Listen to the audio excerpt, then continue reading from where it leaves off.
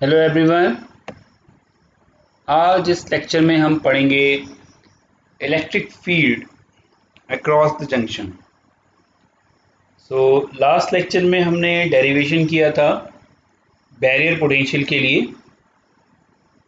कि क्या potential energy हमें चाहिए किसी भी चार्ज को मूव कराने के लिए from one region to another region, और उसकी वैल्यू आई थी हमारी V T log in N A into N D upon N I square. इन सब फैक्टर्स पे पोटेंशियल जो पोटेंशियल बैरियर है आपका वो डिपेंड करता है। तो आज का जो लेक्चर है वो कंप्लीटली फोकस रहेगा आपके इलेक्ट्रिक फील्ड पे। स्टार्ट करते हैं। तो जब हमने लास्ट टू लास्ट लेक्चर में पढ़ा था चार्ज डेंसिटी के बारे में, तो हमने कहा था कि अगर हम एन साइड की बात करें तो वहाँ पर पॉजिटिव चार्ज डेंसिटी होगी, that is Q N D. और अगर हम पी टाइप की बात करें तो वहाँ पर चार्ज डेंसिटी होगी क्यू एन ए। यहाँ पर ये ध्यान रखने की ज़रूरत है कि हम यहाँ यूनिफॉर्म चार्ज की बात कर रहे हैं in both P type and N type. Means हम ये कहना चाह रहे हैं कि डिप्लीशन रीजन में पी टाइप और एन टाइप बोथ रीजन में, दोनों ही रीजन्स में जो चार्ज का डिस्ट्रीब्यूशन होगा वो इक्वल होना चाहिए।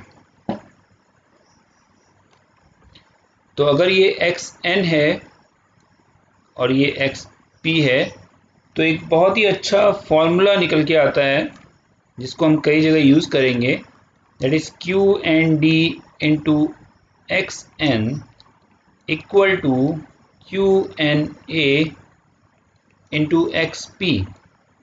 means the charge multiplied by distance. So q n d multiplied by x n, it must be equal to q n a into x p। और इससे हम रिलेशन फाइंड आउट कर सकते हैं दोनों के डिप्लीशन विथ और कंसंट्रेशन में। So X N divide by X P can be written as N A divide by N D.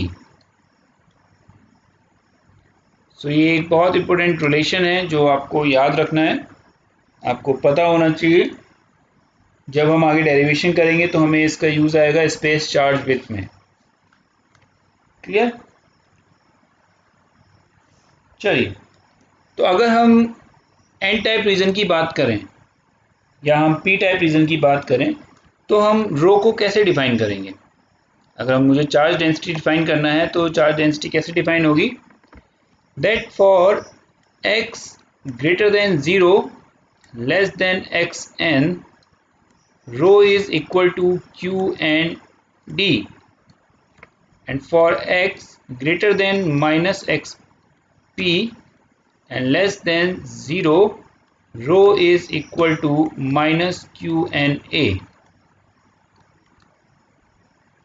Clear? I think कोई डाउट नहीं होना चाहिए, हम ये चीज़ें ऑलरेडी कवर कर चुके हैं। हमने थोड़ा सा जब हम लास्ट लेक्चर पढ़ रहे थे या उससे पहले वाले लेक्चर में हमने ये देखा कि इलेक्ट्रिक फील्ड को अगर मुझे फाइंड आउट करना है तो definitely with the help of Gauss law मुझे इंटीग्रेट करना होगा चार्ज डेंसिटी को। तो सिंपली अगर मैं चार्ज डेंसिटी को इंटीग्रेट कर दूं तो मुझे अपने इलेक्ट्रिक फील्ड का एक्सप्रेशन फाइंड आउट हो जाएगा। So I can write E equal to integral rho divided by epsilon. We are considering silicon crystal, so epsilon si into dx। Very simple, हम सिर्फ x डायरेक्शन की बात कर रहे हैं तो charge density in x direction multiply by dx, उसको integrate करेंगे तो इलेक्ट्रिक फील्ड का फॉर्मूला निकल के आ जाएगा। Clear? So just integrate it for some distance and consider that distance is 0 to x. So ये 0 है, हमने पहले भी कहा था, लिमिट अभी बाद में रखेंगे. सो हम ये कह रहे हैं कि हमने उसको 0 से x तक इंटीग्रेट कर दिया. सो रो x epsilon S I D x. तो सिंपल इंटीग्रेशन तो हम इसको लिख सकते हैं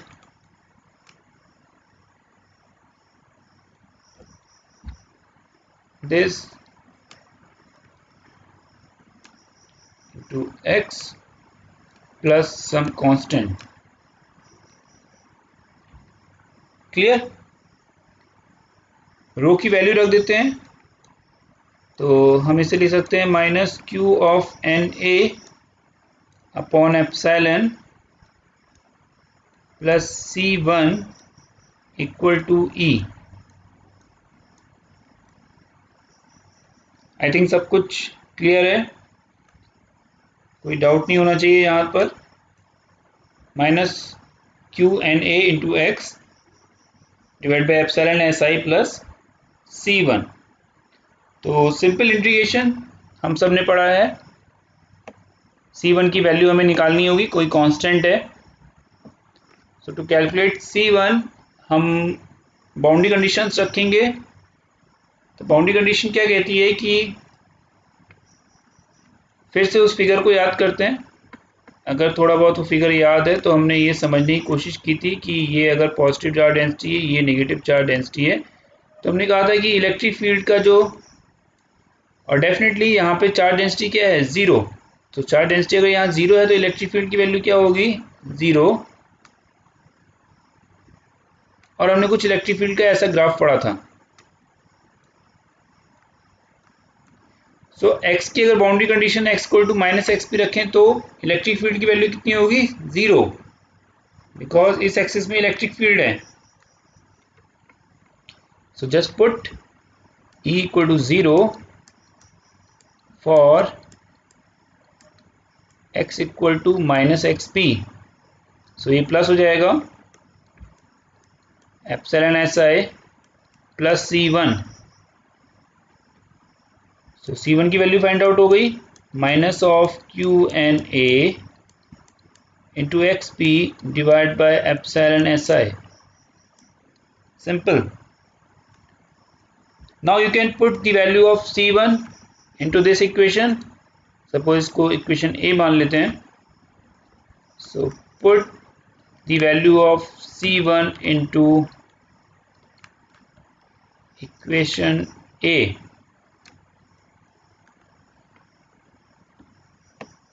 क्या मिलेगा हमें,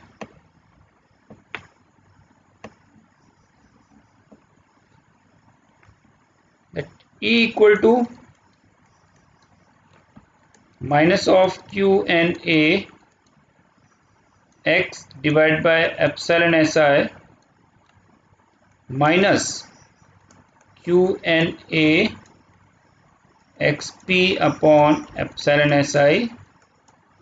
सिंपल, फटाफट सॉल्व करिए. माइनस क्यू एन ए बाहर, एप्सिलॉन एस आई बाहर, अंदर बचा x plus X P.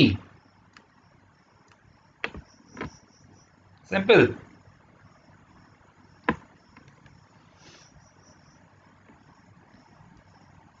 So E equal to minus of Q N A divide by epsilon S I x plus X P.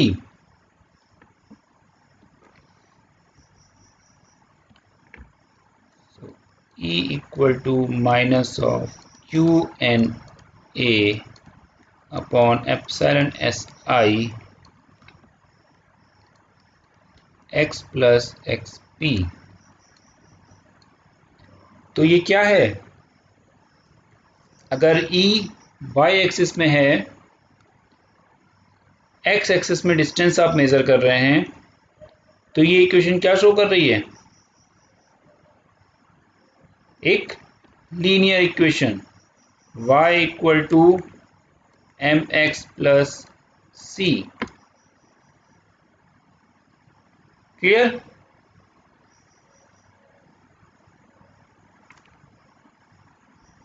सो अगर आप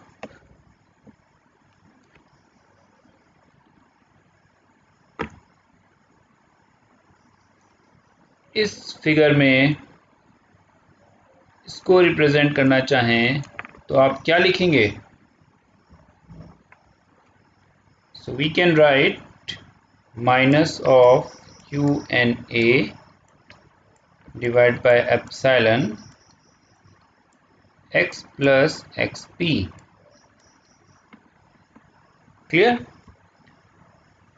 अगर हम कहें कि x को टू 0 पे इलेक्ट्रिक फील्ड की वैल्यू क्या है, सो x की वैल्यू आप सिंपल 0 रखेंगे, equal to minus QNA divide by epsilon SI into XP। So इसको याद रखिएगा, ये दो चीज़ें आपको याद रखनी है। First is so your first equation is this,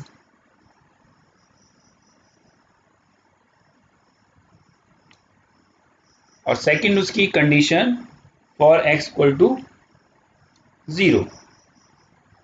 clear? कोई डाउट? तो जैसे हमने मूव किया फॉर p रीजन, ये कंसीडर करके कि इसकी value integral rho x D x divide by epsilon SI, और रो की वैल्यू रख दी हमने माइनस QNA। सेम वे हम किसके लिए काम कर सकते हैं? दिस वन फॉर, यही चीज हम कर सकते हैं for N type. So electric field अगर आपको कैलकुलेट करना है, so this E equal to integral of rho x D x divide by epsilon. Clear? Rho की वैल्यू रख दीजिए, क्या हो जाएगा? Q and D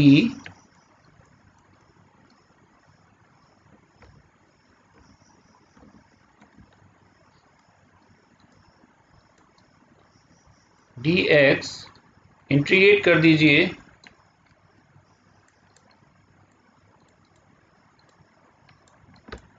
epsilon x plus something constant C2, this is equal to E।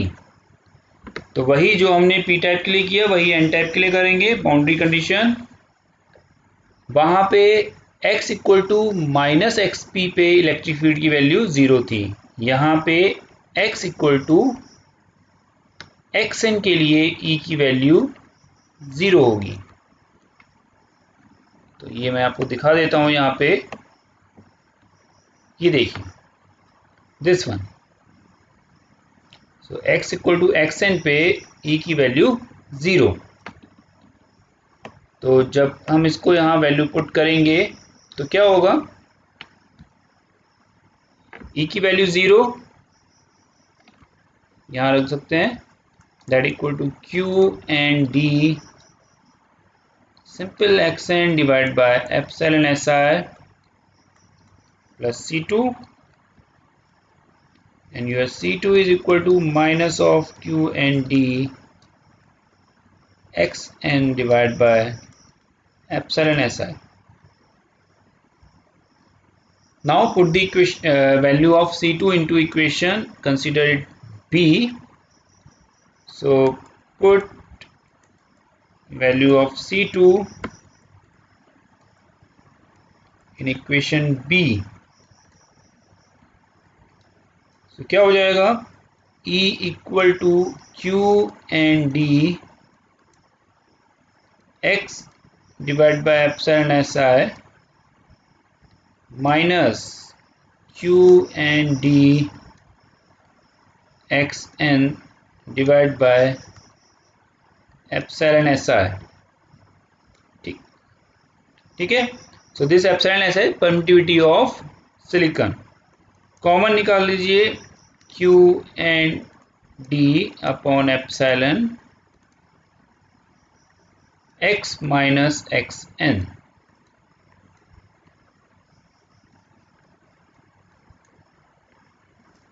Okay,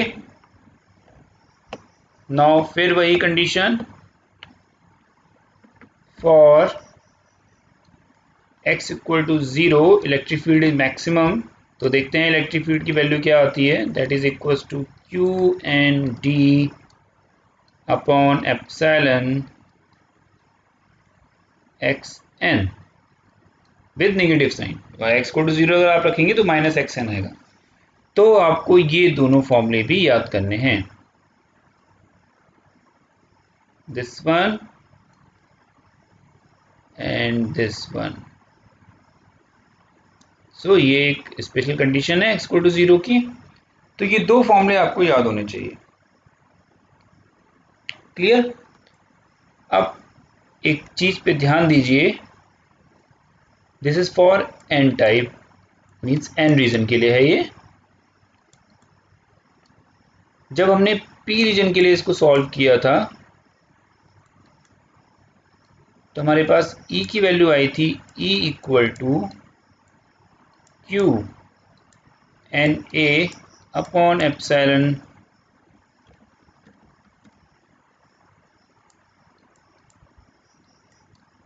into x p. Clear? तो यही value आई थी हमारे पास E की,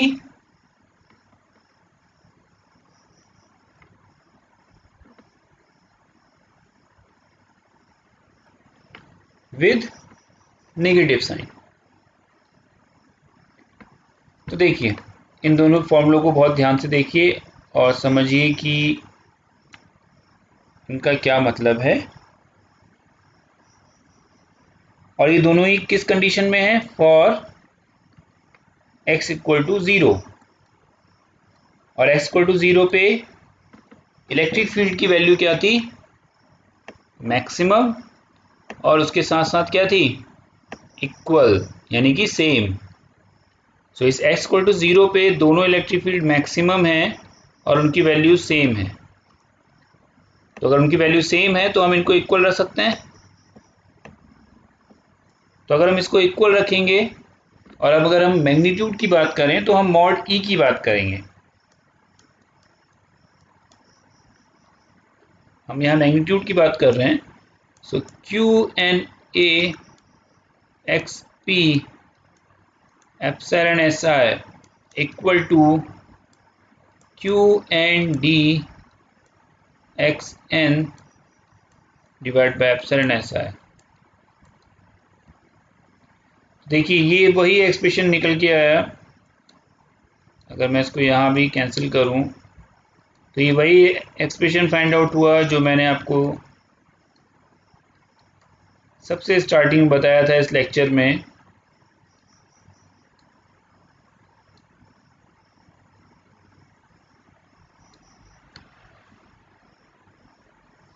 तो ये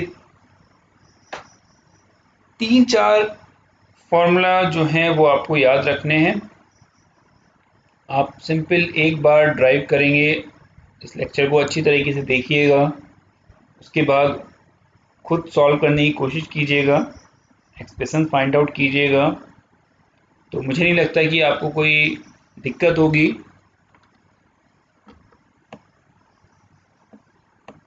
इन एक्सप्रेशंस को फाइंड आउट करने में और याद करने में। क्लियर? सो अगर मैं एन टाइप की बात करूं, सो एन टाइप में मैं क्या लिख सकता हूं यहाँ पे? Q N d divide by epsilon x minus x n. जो मैंने आपसे लास्ट लेक्चर में कहा था कि हम देखेंगे कि इलेक्ट्रिक फील्ड के एक्सप्रेशंस कैसे फाइंड आउट किए जाते हैं, उनके स्लोप्स की वैल्यू क्या होती है। अब आई थिंक आपको ये पॉइंट यहाँ पे क्लियर होगा। आप y equal to M x plus c consider करके ये चेक कर सकते हैं कि किसका स्लोप नेगेटिव, कहाँ पॉजिटिव, क्या क्या वैल्यूज़ आ रही हैं। तो आज के लेक्चर में हमने इलेक्ट्रिक फील्ड के डेरिवेशन को पढ़ा, समझने की कोशिश करी इलेक्ट्रिक फील्ड क्या होता है। आई होप आपको ये लेक्चर समझ में आया होगा। आप इन एक्सप्रेशंस को याद करिए, आगे इनका यूज़ होगा। नेक्स्ट लेक्चर में हम फाइंड आउट करेंगे expression for space charge with. So space charge with का मतलब क्या है? That is basically depletion with. तो जिस जंक्शन के बारे में हम इतनी बातें कर रहे हैं, काफ़ी टाइम हमने उस जंक्शन को दे दिया, तो उस जंक्शन की अब विथ को हम फाइंड आउट करेंगे। So thanks for this.